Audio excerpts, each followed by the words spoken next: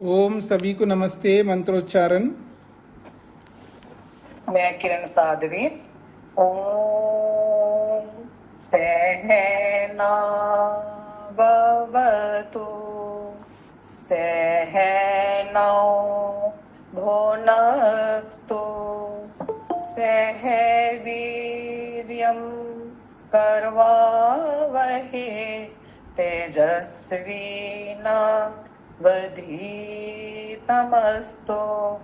मा विद्विषावहै। ओम शांति शांति शांति।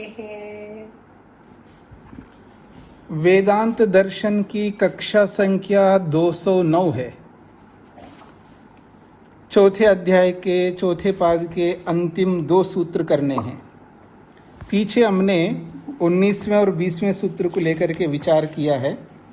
विकारवर्ती च तथा ही स्थितिम आह। संक्षेप से सुनाना है। कौन सुना रहे? ओम नमस्ते स्वामी जी, सभी को नमस्ते जी। जी। तो इसमें प्रश्नकर्ता का प्रश्न है कि आपने कहा है कि मुक्त आत्मा सभी लोगों में जा सकता है, इच्छा अनुसार विचरण कर सकता है, विभिन्न ऐश्वर्यों को प्राप्त कर सकता है। यह सभी ऐश्वर्य संसार के ही होते हैं, तो जगत व्यापार मानना उसी के लिए है। तो उसमें कहते हैं कि विकारावर्ती चा तथा ही स्थिति मह। तो इसमें कहते हैं कि जो मुक्त आत्मा को ऐश्वर्य की प्राप्ति हो रही है वो तो विकार वाली है। तो विकार क्या होता है? जो सत्व स्तंभ से मिलकर बनी जो भी वस्तुएं होती हैं उनको विकार कहते हैं। विकार में सृष्टि भी होती है और संसार भी होता है। तो विकारे आवर्तते विकार मावर्तती व यद्यद विकारवर्ती। उसी को स्पष्ट करते हुए कहते हैं कि इन्हीं विकारों में मुक्त आत्मा विराजमान हो रहा है। जहाँ तक विकार है वहाँ तक वह भ्रमण कर रहा है, जहाँ तक सृष्टि है वहाँ तक वह घूम रहा है। तो इसमें बोलते हैं कि तत्शीलम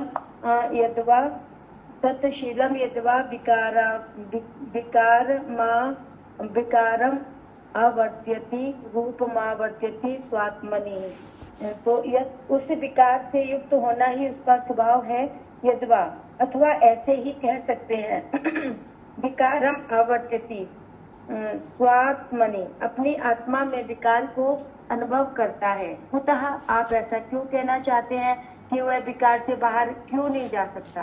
तथा ही स्थितम आहा, मुक्ति के ऐश्वर्य को लेकर श्रुति कहती है सा शुरांग भवती, वह मुक्त आत्मा राजा बनता है। किसका राजा बनता है? सभी लोगों का राजा बनता है। इसलिए राजा बनता है अनुभव करने के लिए। सर्वेषु लोकेषु कामचारो भवति, उस मुक्त आत्मा का सभी लोकों में आवागमन आसानी से होता है, इसलिए वह सभी लोगों को का स्वामी बनता है। अत्र लोकेषु कामचारो भवति इति, लोकों में कामचार होता है ऐसा जो कहा है इससे पता लगता है। विकारे ही आवर्तते, वह विकार में ही विराजमान होता है। ना तो लोकभ्यो विकारेभ्यो बहिरपि, इस विकार रूपी लोगों से बाहर जाता ही नहीं। सृष्टि के बाहर जाएगा तो उसका ऐश्वर्य कोई काम का नहीं है। तथा तस्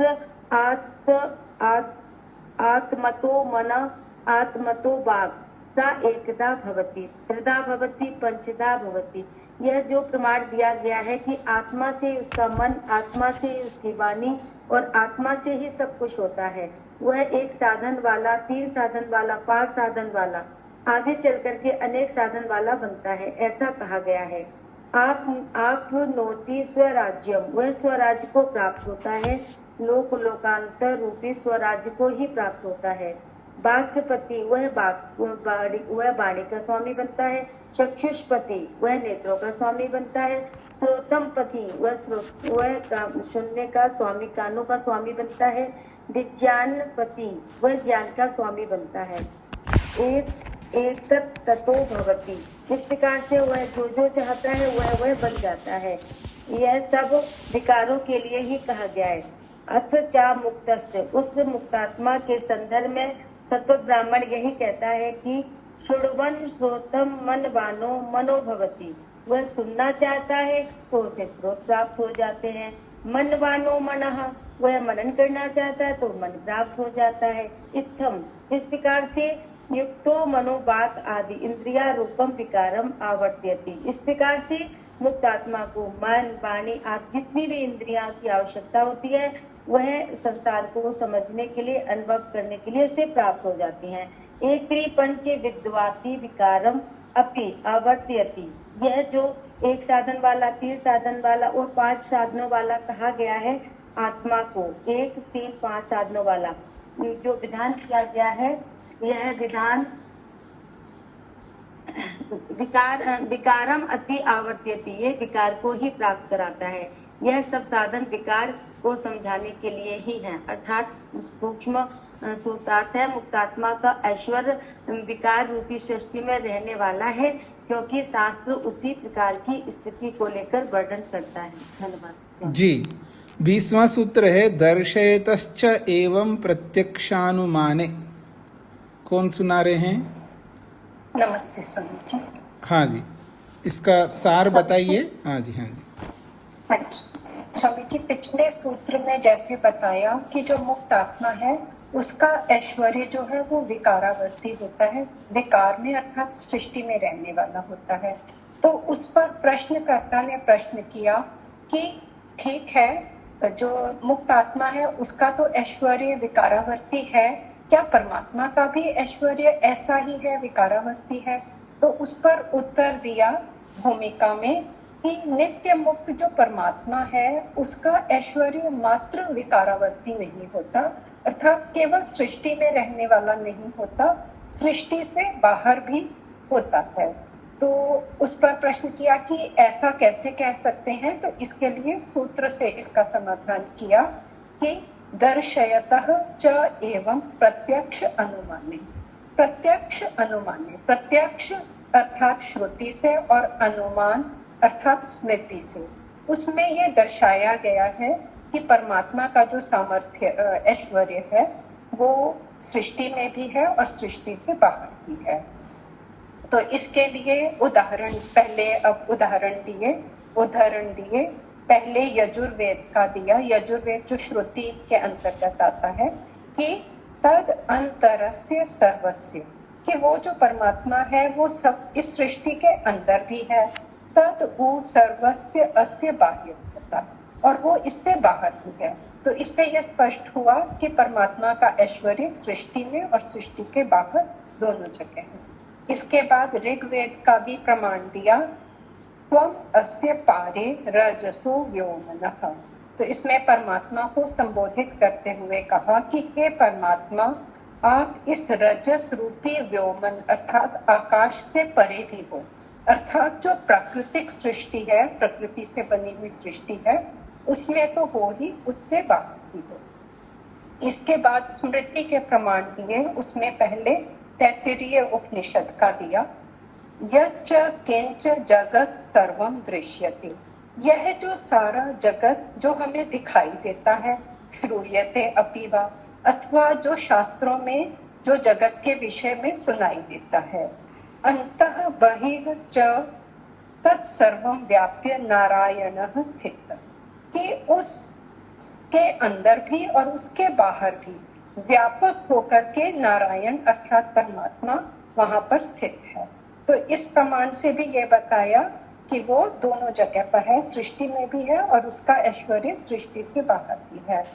इसके बाद कठोपनिषद का, श्वेताश्वतर, इन सब में ये सब, और मुंडकोपनिषद उसमें ये आया है, उसका प्रमाण दिया। न तत्र सूर्या भाति, कि वहां पर जहां पर परमात्मा है अर्थात जहां पर सृष्टि नहीं है, संसार से परे, वहां पर ना तो सूर्य प्रकाशित होता है, न चंद्र तारकम, ना वहां पर चंद्रमा ना तारे प्रकाशित होते हैं, न इमा विद्युतो, ना ही यहाँ पर विद्युत प्रकाशित भांति प्रकाशित होती है। कुतो अयम अग्नि, तो ऐसे में अग्नि वहां पर कैसे प्रकाशित होगी, अर्थात परमात्मा के उस भाग में वो नहीं है, सृष्टि नहीं है। फिर इससे अगला गीता का भी इसी तरह का ही प्रमाण दिया, न तद भास्यते सूर्यः, कि सूर्य जो है उस परमात्मा को प्रकाशित नहीं कर सकता, न शशांको, न ही चंद्रमा प्रकाशित कर सकता है, न पावकः, न ही अग्नि प्रकाशित कर सकती है। अर्थात वहां पर प्रकृति से बनी हुई इनमें से कोई भी चीज नहीं है जहां पर वो परमात्मा है। तो परमात्मा का ऐश्वर्य प्रकृति में भी है, सृष्टि में भी है और सृष्टि से बाहर भी है। तो इससे ये स्पष्ट हो गया कि परमात्मा का जो ऐश्वर्य है वो केवल विकारावर्ती नहीं है, अपितु विकार से बाहर ही है। यहाँ तक सूत्र का भाष्य पूरा हुआ। अब इससे आगे शंकर भाष्य में जो कहा गया है उसकी व्याख्या ब्रह्ममुनि जी कर रहे हैं कि स्वामी जी इसको अगर मैं भाष्य पढ़ के करूँ तो ठीक है। वैसे बताइएगा, भाव में बताइए क्या कहते हैं शंकराचार्य। हाँ जी, तो इसमें जो है शंकर भाष्य में ये कहा कि इस सूत्र की जो व्याख्या की है 20वें सूत्र की और इससे पूर्व वाले सूत्र की जो व्याख्या की है, इन दोनों सूत्रों में परमात्मा का इस तरह से कहा है कि वो श्रुति में भी जो 19वां सूत्र है उसमें श्रुति में जो बात कही है वही बात स्मृति के रूप में, नहीं मैं दोबारा बोलती हूँ स्वामी जी, कि जो इसमें जो है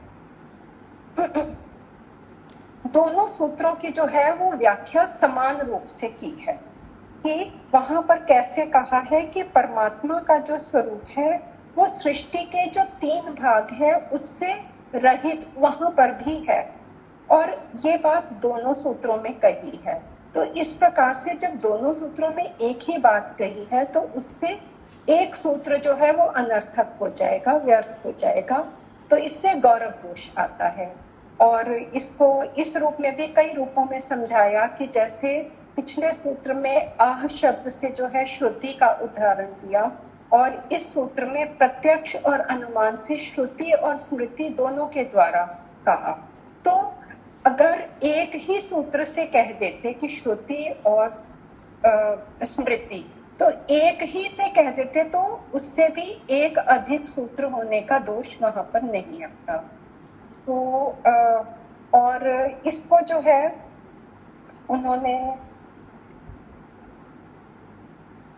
अगर इसको अलग अलग भी करना है, जैसे कि अगर श्रुति को अलग से करना है और स्मृति को अलग से भी अगर करें, या तो वो अलग अलग करके करते कि श्रुति से वर्णन करते कि श्रुति में ऐसा कहा है या स्मृति में ऐसा कहा है, अगर ऐसा करते भी कि 19वें सूत्र में श्रुति कह देते और 20वें सूत्र में केवल स्मृति कह देते, अगर ऐसा भी कहते तब भी यहाँ पर जो है गौरव दोष आ रहा है, क्योंकि एक ही सूत्र से ये कहा जा सकता है। तो इसी प्रकार से इसमें आगे जो है जो उसको कहा कि जो 19वें सूत्र में कहा कि मुक्त आत्मा का जो ऐश्वर्य है उसमें जगत का व्यापार वर्जित है, इस प्रसंग से उसको प्रारंभ किया 17वें सूत्र से। और उसके आगे वाले 19वें सूत्र में अब विकारावर्ती, उससे भी जो है यही कहना चाहिए था कि वहां पर विकार में भी जो है परमात्मा का सामर्थ्य केवल वहीं पे ही वहां पर बताया है, उसमें विकार में मुक्त आत्मा का ही वहां पर बताना चाहिए था, उसी को ही बताना चाहिए था वहां पर, ना कि परमात्मा का बताना चाहिए था।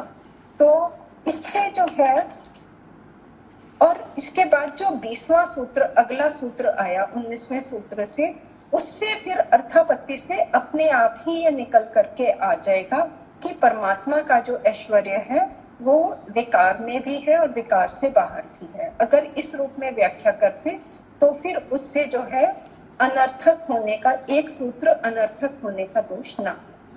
जी, तो अभी सभी लोगों को समझ में आया है कि अगर कोई व्यक्ति तैयारी करता है पूरे भाष्य को समझाते हुए बताने का, और तत्काल उनको निर्देश मिले कि आपको पूरा भाष्य को नहीं बताना, सार के रूप में बताना है। तो प्रारंभिक व्यक्ति इस तरह अभ्यास न करने के कारण से विचलित हो सकता है, पर इन्होंने प्रयास किया और पूरा बताने का किया है और बता पाई है, अच्छी बात है। तो हमारे में सामर्थ्य दोनों का होना चाहिए, विस्तार से भी बताने का भी होना चाहिए और संक्षेप से भी बताने का होना चाहिए। 21वां सूत्र है, उसकी भूमिका है यदि मुक्तस्य ऐश्वर्यम विकारवर्ती तर्हि। प्रश्नकर्ता एक प्रश्न करता है, यदि मुक्तात्मा का ऐश्वर्य विकार में ही रहने वाला है, अर्थात केवल मात्र उसका ऐश्वर्य ब्रह्मांड में, सृष्टि में ही उपयोग करने वाला है, तर्हि तब तो यदा पश्यते रुक्म वर्णम कर्तारमीशम तदा विद्वान परमम साम्यमुपैति। ये जो मुंडकोपनिषदकार ने कहा है, जब जीवात्मा परमात्मा को देखता है, ये वाक्य पहले आ चुका है, यदा जब पश्य का मतलब जीवात्मा, पश्यते देखता है, किसको? परमात्मा को। कैसे परमात्मा को? रुक्म वर्णम कर्तारम ईशम, जो प्रकाशमान ज्ञानवान हैं, सृष्टिकर्ता के रूप में हैं और ऐश्वर्यों से परिपूर्ण हैं, ऐसे उस परमात्मा को जब देखता है, तदा उस स्थिति में वो देखने वाला विद्वान परमम साम्यमुपैति, परमात्मा के समान बन जाता है। जब परमात्मा के समान बन जाता है तो उसका ऐश्वर्य को आप सीमित कैसे कर रहे हो? ये प्रश्नकर्ता का प्रश्न है। प्रश्न समझ में आ गया जी? उसके ऐश्वर्य को सीमित करके केवल संसार में ही रहने वाला ऐश्वर्य है, वहीं उपयोग में आता है, संसार से बाहर उसका ऐश्वर्य उपयोग में नहीं आता, ऐसा जो आप कर रहे हो तो उचित नहीं है, ये प्रश्नकर्ता का कहना है। उच्चते, उसका समाधान किया जा रहा है। भोग मात्र साम्य लिंगाच्च, भोग मात्र साम्य लिंगाच्च, लिंगात च, ये जो साम्यता दिखाई है परमात्मा के साथ में, वो सर्वांश में कोई नहीं दिखा सकता। आपसे अगर कोई पूछे सर्वांश में अगर दिखाए तो क्या आपत्ति है, तो कौन उत्तर देंगे जिसका? अगर उत्तर सटीक आता है तो। यदि कोई उदाहरण सर्वांश में देता है तो क्या आपत्ति आती है? हाँ जी, अल्पना जी। स्वामी जी, फिर वो उदाहरण नहीं रहेगा, वो वही हो जाएगा जिसको हम सिद्ध बिल्कुल करेंगे। बिल्कुल, फिर वो साध्य हो जाएगा, वो साध्य बन जाएगा। क्योंकि सर्वांश में होता है तो उसमें और इसमें क्या अंतर हुआ है? जिसको समझाने के लिए जो उदाहरण दे रहे हो वो भी वैसा है, समझ रहे हैं ना आप लोग? सर्वांश में का मतलब है सारे गुण उसमें हो जिसके लिए आप उदाहरण दे रहे हो, तो फिर दोनों एक जैसे हो गए ना, दोनों एक से हो गए, तो दोनों एक से का उदाहरण आप नहीं दे सकते। तो उदाहरण हमेशा एकांश होता है,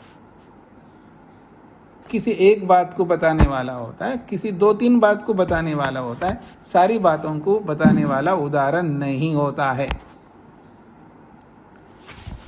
तो इसलिए इस उत्तर में दिया है भोग मात्र साम्य लिंगात, परमात्मा के समान होना केवल भोग मात्र भोग को ध्यान में रख करके, मात्र भोग की साम्यता दिखाई है। अर्थात ईश्वर आनंदित रहता है तो जीवात्मा भी आनंदित रहता है। इस आनंद रूपी भोग को मात्र वहां पर लेना है साम्यता में। ईश्वर जैसा होता है, इसका अर्थ है भोग के संदर्भ में ईश्वर जैसा होता है। जैसे ईश्वर आनंदित रहता है, ईश्वर अपने आनंद का उपभोग करता है। देखो याद रखना, मैं भोग कर रहा हूँ, यानी भोग शब्द का प्रयोग बता रहा हूँ।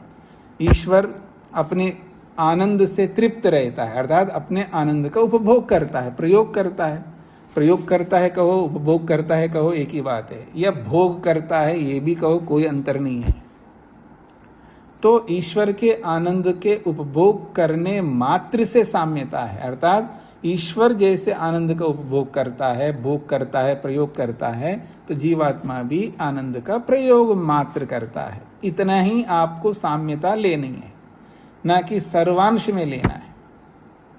सर्वांश में क्या होगा? वो सर्वशक्तिमान है तो ये भी सर्वशक्तिमान, वो सर्वव्यापक है तो ये भी सर्वव्यापक है, ऐसा थोड़ा होगा। इसलिए मात्र भोग की साम्यता का लिंग शास्त्र में होने से मुक्तस्य भोग मात्र साम्य अर्थात आनंद स्वरूपस्य ब्रह्मण आनंद भोग सादृश्य ही लिंगमस्ति। मुक्तस्य भोग मात्र साम्य, मुक्त का मात्र भोग की समानता है, अर्थात आनंद स्वरूपस्य ब्रह्मण आनंद स्वरूप ब्रह्म के आनंद भोग सादृश्य, आनंद स्वरूप ब्रह्म के आनंद को भोगने की समानता वहाँ पर बताई गई है। ऐसा ही लिंगमस्ति, ऐसा ही शास्त्र में प्रमाण है, लिंग है। क्या? सो अश्नुते सर्वान् कामान् सह ब्रह्मणा विपश्चिताः। सो अश्नुते, सह वह मुक्तात्मा, सर्वान् कामान् सारी कामनाओं को, सह ब्रह्मणा विपश्चिता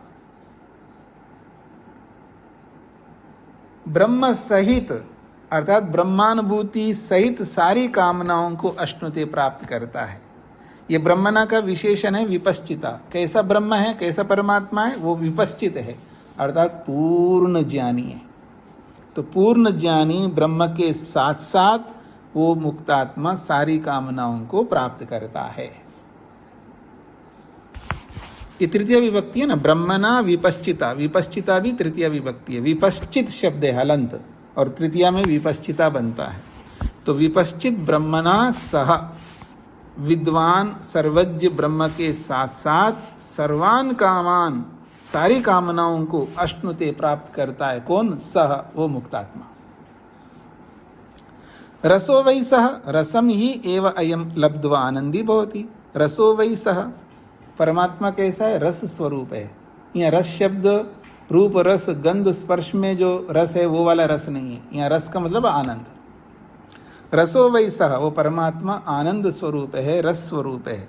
ऐसे रस रूपी आनंद को, रसम ही एवा, इस रस रूपी आनंद को ही अयम, ये जीवात्मा, ये मुक्तात्मा लब्ध्वा पा करके आनंदी भवति, आनंदित होता है। तस्मात् न जगत व्यापाराय मुक्तस्य ऐश्वर्यम, इसलिए मुक्त का ऐश्वर्य जो है जगत में व्यापार करने के लिए, जगत में कुछ करने के लिए नहीं होता है। जगत में कुछ कार्यों को, कर्मों को करने के लिए नहीं होता है। इसलिए जगत में कोई कर्म नहीं कर सकता वो। सूत्र का अर्थ लिखिएगा। मुक्तात्मा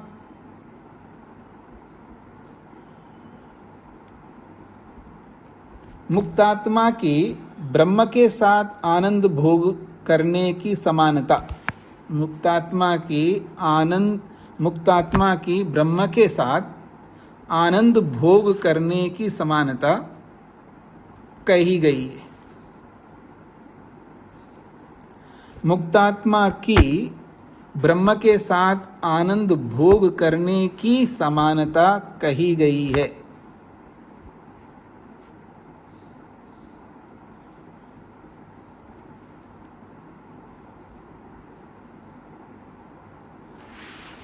मुक्तात्मा की ब्रह्म के साथ आनंद भोग करने की समानता कही गई है।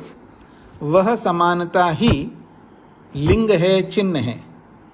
वह समानता ही लिंग है, चिन्ह है कि, वह समानता ही लिंग है, चिन्ह है कि केवल जगत पर्यंत ही उसका ऐश्वर्य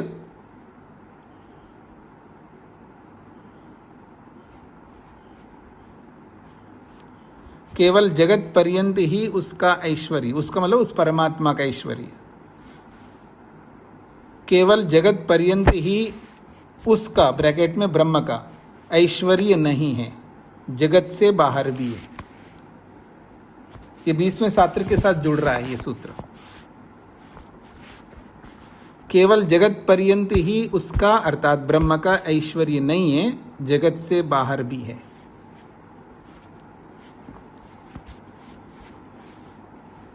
मुक्तात्मा की ब्रह्म के साथ आनंद भोग करने की समानता कही गई है। वह समानता ही लिंग है, चिन्ह है कि केवल जगत पर्यंत ही उसका अर्थात ब्रह्म का ऐश्वर्य नहीं है, जगत से बाहर भी है।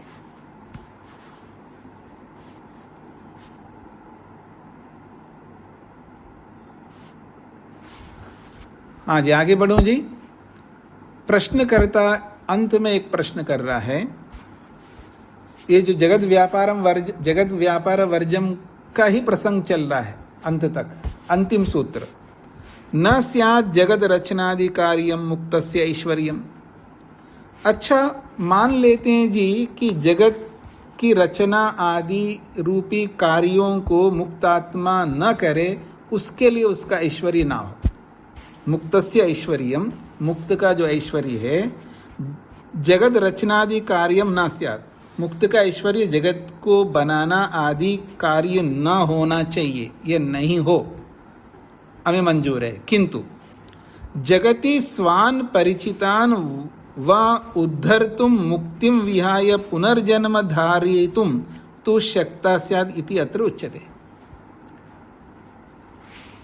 किंतु हमारा एक प्रश्न है, जगति संसार में स्वान परिचितान व उद्धर्तुम, जगत में आकर के वो मुक्तात्मा अपने परिचितों का उद्धार करने के लिए मुक्तिम विहाय, मुक्ति को छोड़ करके पुनर्जन्म धारयितुम तु शक्तः स्यात्, पुनर्जन्म को धारण करने का समर्थ होना ही चाहिए, हो सकता है, ऐसा वो प्रश्नकर्ता प्रश्न कर रहा है।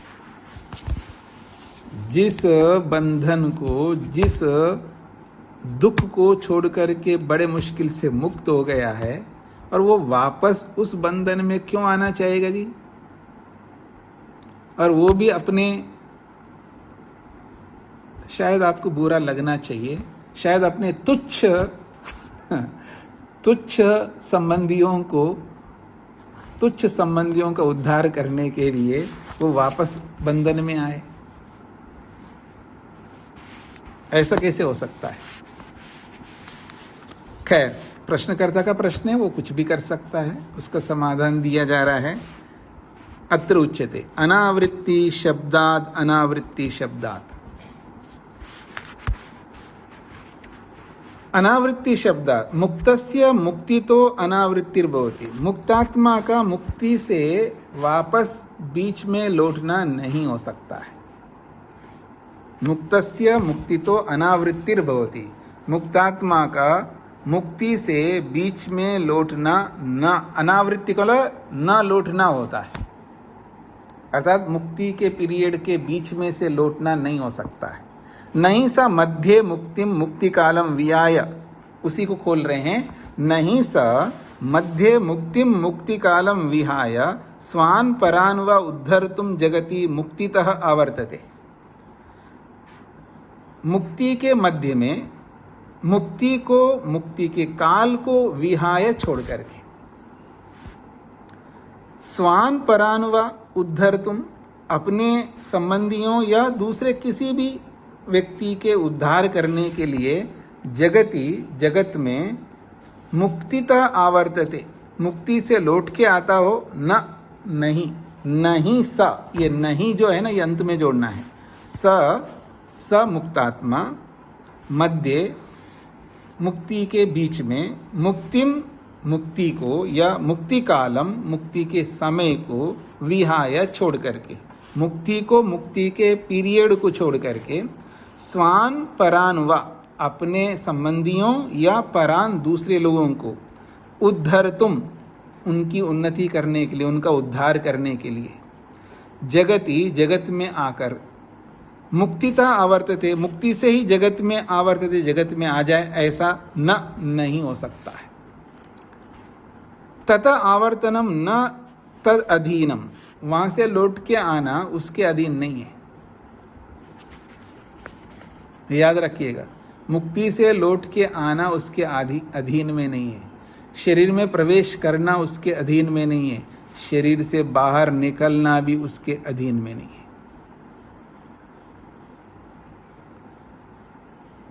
मुक्ति से लौटने का अधिकार जीवात्मा के पास नहीं है, शरीर से बाहर निकलने का अधिकार नहीं है, और शरीर में प्रवेश करने का अधिकार नहीं है। और आप कहें कि शरीर से निकलने का तो अधिकार होना चाहिए, निकलते ही लोग नहीं निकल सकते। क्या करना पड़ेगा? कोई ऐसा कुछ कर्म करना होगा आपको। कर्म करोगे तो निकल सकते हैं। मतलब फांसी लगा लो, कोई दवाई खा ले लो, कोई नस काट लो, या कुछ ना कुछ कर्म करना पड़ेगा, पाप कर्म, तब निकल सकते हो। बिना पाप कर्म किए आप शरीर से बाहर नहीं निकल सकते। कर्म के आधार पर ही सब होता है। इतना आसान नहीं है शरीर से बाहर निकलना। अगर शरीर से बाहर निकलना हो तो बिना फांसी लगाए, बिना नस वस काटे, बिना फांसी लिए निकल जाओ ना। ऐसे नहीं निकल सकता आदमी। उसके लिए पाप करना पड़ेगा, तब निकलेगा।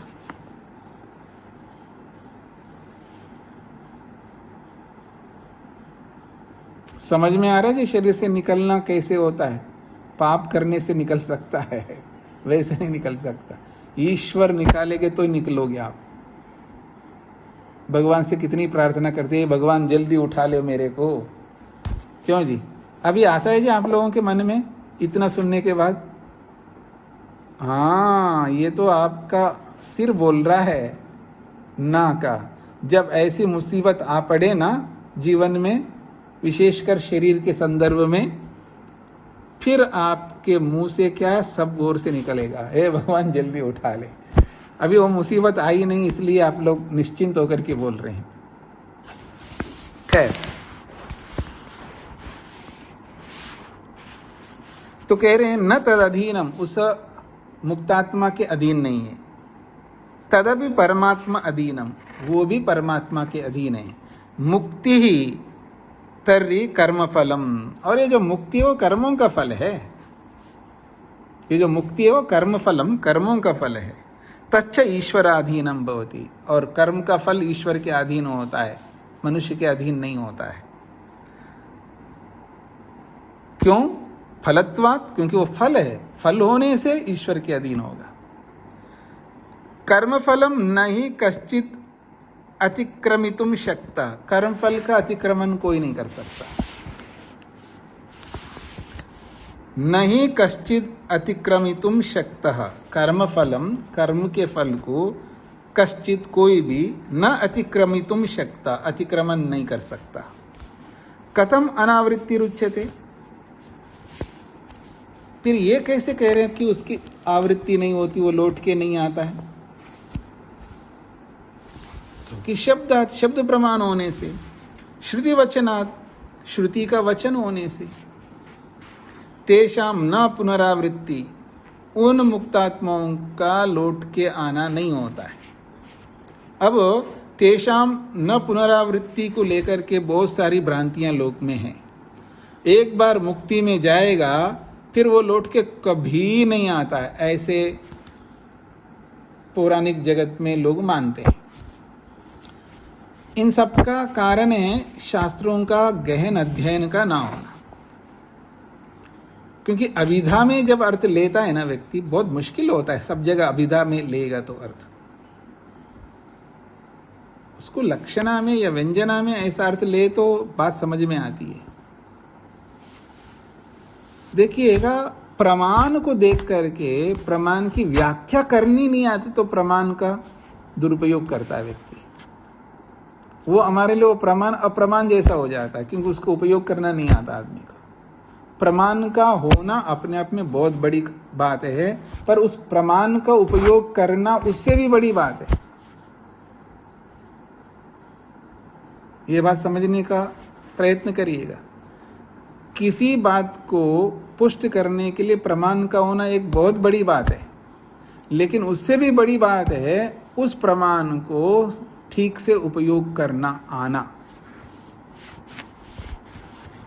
तो अगर यदि मुक्तात्मा मुक्ति में जाने के बाद वापस कभी नहीं लौटेगा तो संसार खाली हो जाएगा, क्योंकि अनादि काल से है, अनंत काल तक रहेगा, और जीवात्मा सीमित है। जीवात्मा सीमित है। अगर कोई नहीं, जीवात्मा सीमित नहीं है तो बड़ी मुश्किल हो जाएगी। तो जीवात्मा तो सीमित है, इसलिए लौट के तो आना होगा। और दूसरी बात तो सबको पता है, जितना कर्म करो उतना ही फल देगा ना परमात्मा। आप सीमित कर्म करो, परमात्मा अनंत फल देगा, तो दोष हम पर नहीं आएगा, दोष परमात्मा में जाएगा, क्योंकि परमात्मा न्यायकारी नहीं है, ये मानना होगा। क्योंकि न्यायकारी का अर्थ ये है कि जितना कर्म करो उतना फल देगा। कर्म सीमित करो, अनंत फल कैसे देगा भगवान? ये लॉजिक क्यों नहीं आता है दिमाग में? खैर, आगे बढ़ता हूँ। तेषाम न पुनरावृत्ति, वो लौट के नहीं आते हैं, अर्थात बीच में लौट के नहीं आ सकते। न च पुनरावर्तते, बृहदारण्यक में भी कहा है और छांदोग्य में भी कहा, न च पुनरावर्तते। तेषाम न पुनरावृत्ति ये बृहदारण्यक का है, न च पुनरावर्तते छांदोग्य का है। दोनों का अर्थ यही है। इमं मानवम आवर्तम न आवर्तते, इमं मानवम आवर्तम न आवर्तते, इस मानव शरीर को दोबारा लौट के नहीं आता है, बीच में, ऐसा अर्थ लेना होगा। कदा पर्यंतम न आवर्तते इति प्रश्ने, कब तक लौट के नहीं आता है, ये प्रश्न है। अगर ये प्रश्न है तो उसका समाधान ये है, यावत मुक्ति फल भोग समाप्ति, जब तक मुक्ति के फल का भोग समाप्त नहीं होता तब तक लौट के बीच में नहीं आ सकता। सचा नास्य शास्त्रस्य विषय, और वो शास्त्र का विषय नहीं, अर्थात ये वेदांत शास्त्र का विषय नहीं है। वेदांत शास्त्र का विषय क्या है? जो मुक्ति तक पहुंचाना विषय है। वापस लौट के कब आएगा, कैसे आएगा, ये इस वेदांत शास्त्र का विषय नहीं है। बताइए किसका विषय है? अब आगे पढ़ने जा रहे हैं आप लोग, उसका विषय है, न्याय का विषय है। अनावृत्ति शब्दात इति द्विरुक्ति ही अध्याय समाप्त्यर्था ग्रंथ समाप्त्यर्था च। अनावृत्ति दो बार शब्द आया है, तो ये दो बार इसलिए पढ़ा है कि अध्याय की समाप्ति है और ग्रंथ की समाप्ति भी है। सूत्र का अर्थ है, मुक्तात्मा मुक्ति से लौटकर बीच में नहीं आता है। मुक्तात्मा मुक्ति से बीच में लौटकर नहीं आता है, ऐसा भी कर सकते हैं। मुक्तात्मा मुक्ति से बीच में लौटकर नहीं आता है। मुक्तात्मा मुक्ति से बीच में लौटकर नहीं आता है, ऐसा ही शास्त्र वर्णन करता है, या ऐसा ही शास्त्र वर्णन करते हैं, बहुवचन में भी लिख सकते हैं। मुक्तात्मा मुक्ति से लौटकर बीच में नहीं आते हैं, या मुक्तात्मा मुक्ति से बीच में लौटकर नहीं आता है, ऐसा ही शास्त्र वर्णन करते हैं। जी, बड़ा समय लगा होगा आपको। कब प्रारंभ हुआ है कौन बताएंगे जी? वेदांत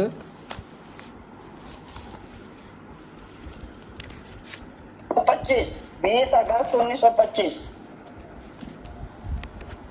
अच्छा, 20 अगस्त 1925, अर्थात लगभग साल भर होने वाला है अगले महीने में। 21 अगस्त। हाँ ठीक है, लगभग मान लीजिएगा एक महीने कम हो गया तो 1 साल, ठीक है, अच्छी बात है। तो देखिएगा, कल हमने विचार किया था कि कुछ दिन, यानी आज 13 है तो 14 को वैसे अवकाश अमावस्या है, फिर 19 को रविवार है, फिर 20, तो 15, 16, 17, 18 और 20 5 दिन है। 21 से मैं 21 को भी अवकाश है क्या?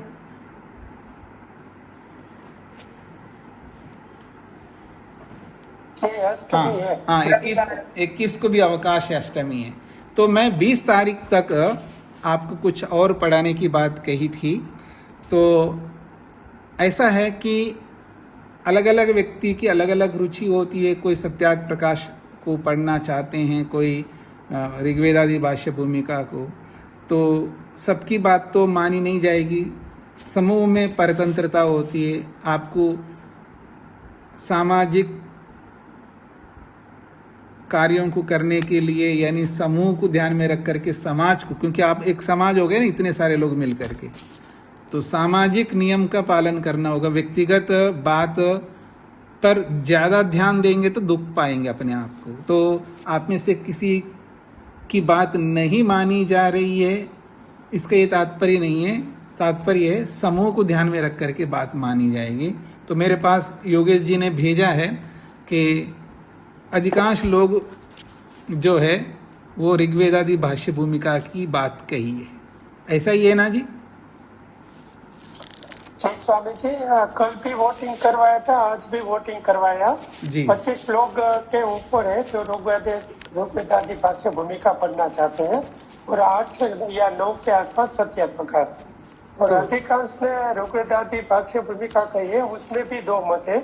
एक मत कुछ लोगों का है कि प्रारंभ से पढ़ाई जाए, और अधिकांश लोगों का मत है कि उपासना विद्या विषय पढ़ाया जाए। अच्छा, तो प्रारंभ से पढ़ाने का मतलब देखिएगा 5 दिन में, मतलब 15, 16, 17, 18, 20, 5 दिन में तो पूरा कुछ हो नहीं सकता, ठीक है।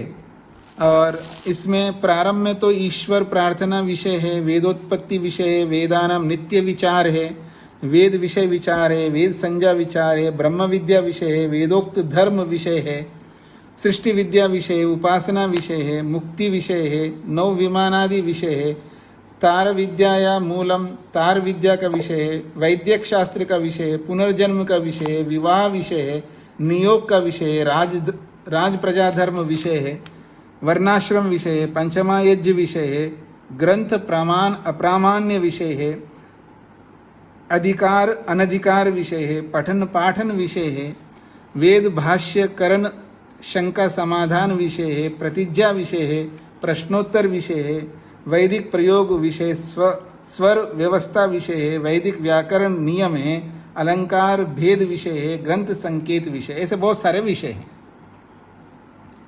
तो एक विषय है पठन पाठन, ये आप लोगों के साथ जुड़ा है, पठन पाठन, ठीक है जी। और आप में से क्या बताया था योगेश जी ने? उपासना विद्या। उपासना, अरे उपासना विद्या तो रोज पढ़ रहे हैं आप लोग, रोज उपासना विद्या ही तो पढ़ा रहा हूं मैं क्यों जी, रोज उपासना विषय ही तो पढ़ा रहा हूं, और किसको पढ़ा रहा हूं मैं? तो पठन पाठन विषय के बारे में आप लोगों को जानकारी होनी चाहिए। और मधु जी को क्या कहना था? जी स्वामी जी नमस्ते। स्वामी जी मेरा बस सुझाव ही है कि आप जो ठीक समझे वो पढ़ा दीजिए। बहुत कम समय है, आप ज्यादा अच्छा निर्णय ले सकते हैं कि हमें क्या पढ़ना चाहिए। नहीं, वो तो मैं लिखूंगा ही लूंगा, लेकिन आप लोगों का अगर विचार आता है, अधिकांश लोग इस विषय को लेकर के आप बताइए तो मैं उस विषय को लेकर के बताऊंगा, मेरे कोई आपत्ति नहीं है। हाँ जी, आप लोग हाथ खड़ा करिए, कौन सा विषय चाहते हैं? जो योगेश जी ने विषय बताया वही विषय जो चाहते हैं वो हाथ खड़ा करें।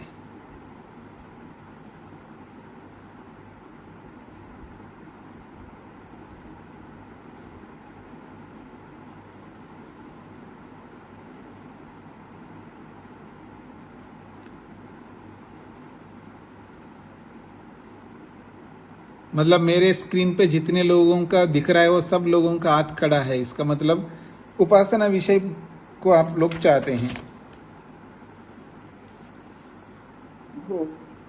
तो ठीक है, मेरे कोई आपत्ति नहीं, मैं उपासना विषय को लेकर के रखूंगा। उपासना विषय जो है कहाँ पर है?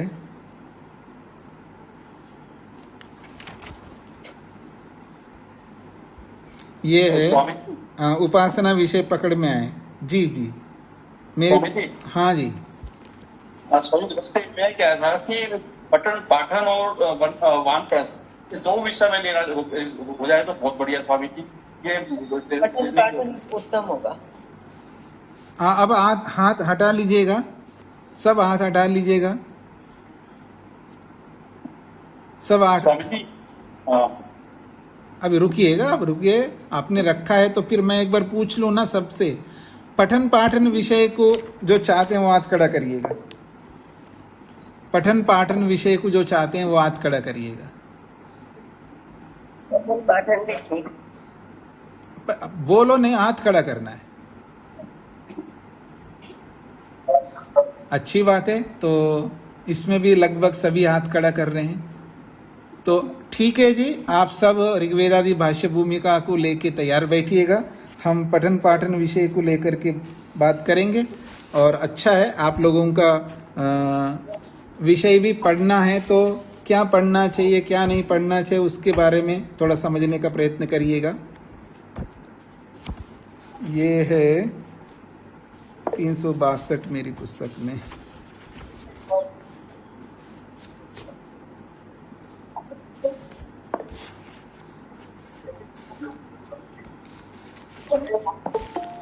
ये भी बात है कि आप लोग पढ़ कर के आए उस विषय को और उसमें जो बातें समझ में नहीं आती हैं वो आप पूछे, एक तो ये प्रक्रिया है, अथवा मैं उसको पढ़ कर के बता दूं, ये दूसरी प्रक्रिया है। आप पढ़ कर के आए, फिर आपको जो समझ में ना आए वो पूछे, ये एक प्रक्रिया है, या मैं पढ़ कर के आपको बता दूं, ये दूसरी प्रक्रिया है।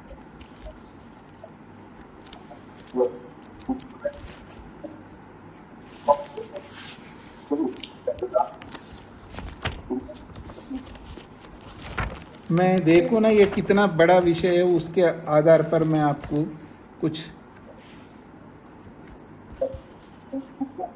बता पाऊंगा।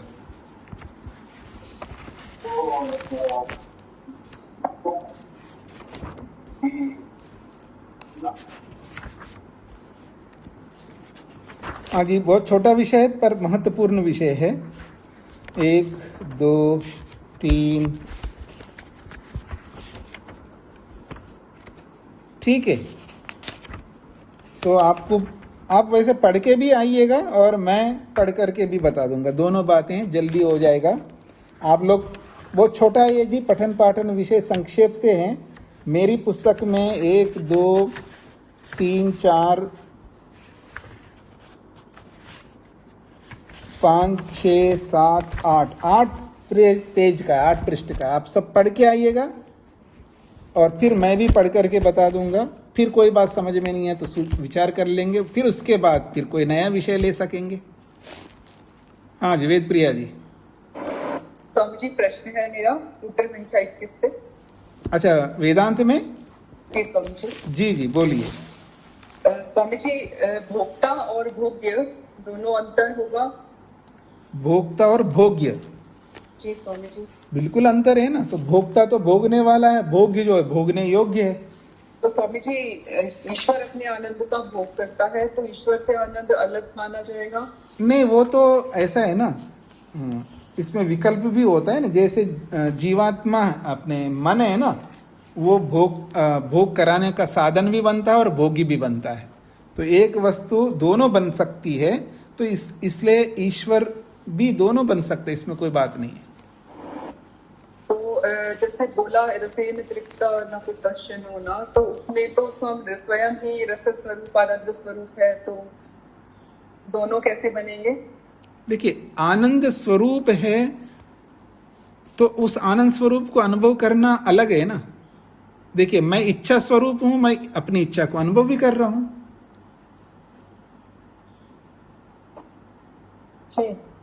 स्पष्ट हो रहा है आपको? मैं इच्छा स्वरूप हूं, पर मैं अपनी इच्छा स्वरूप को अनुभव ना करूं। जैसे सत्व सुख स्वरूप है लेकिन वो अनुभव नहीं करता है। रज दुख स्वरूप है, वो अनुभव नहीं करता है। तम जो है दुख स्वरूप है, या मोह मूर्खता स्वरूप है लेकिन वो अनुभव नहीं करता है। पर जीवात्मा और परमात्मा ये स्वरूप भी है, वो इच्छा स्वरूप भी है और अनुभव भी करता है। तो परमात्मा आनंद स्वरूप भी है और उसको अनुभव भी करता है। ऐसा आपको समझना है जी। जी स्वामी जी, आगे ठीक है। रघुवीर जी को क्या पूछना है? मैं कुछ नहीं समझू। हाँ, गुप्ता जी को क्या पूछना है? स्वामी जी, मैं पठन पाठन के साथ ना जी वानप्रस्थ का भी एक चैप्टर थोड़ा हो जाता है ना स्वामी जी। तो वानप्रस्थ तो हमारी लाइफ के अंदर है, तो उसको भी समझ जाते थोड़ा सा और ज्यादा डीपली। तो समय मिलता है तो देख लेंगे, उसमें बहुत कोई बात नहीं है। और वानप्रस्थ आपके लिए चाहिए, आप अकेले अलग से बात कर लो ना, सबके लिए क्यों सबको जोड़ रहे हो? जैसी इच्छा हो। जी जी जी, ठीक है। देखिए, मैं तो बताने के लिए है, तो समय के ऊपर निर्भर करता है। अरुण जी।